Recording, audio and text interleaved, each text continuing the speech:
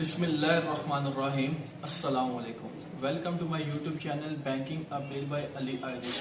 جیسا کہ آپ لوگوں کو معلوم ہے کہ میں اپنے چینل پہ بینک کے حوالے سے جو بھی اپڈیٹ آتی ہے آپ لوگوں کو اس کے بارے میں انفارمیشن پرووائڈ کرتا ہوں۔ تو آج اپنی اس ویڈیو میں آپ لوگوں کو بتاؤں گا کہ رمضان مبارک میں پاکستان میں بینکوں کی ٹائمنگ کیا ہے۔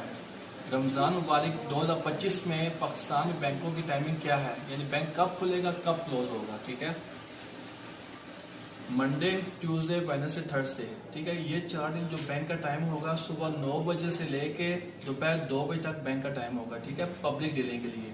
اگر آپ کا کوئی بھی کام ہے آپ صبح 9 بجے سے لے کے 2 بجے تک بینک میں جائیں، سوموار، منگل، بدھ، جمعرات، 4 دن، تو آپ کی جو بھی کام ہوگا وہ آپ کا بینک کا مکمل ہو جائے گا، ٹھیک ہے۔ جبکہ جو فرائیڈے کو بینک کا ٹائم ہے وہ بینک کا ٹائم ہے صبح 9 بجے سے لے کے 12:30 تک بینک کا ٹائم ہے، ٹھیک ہے۔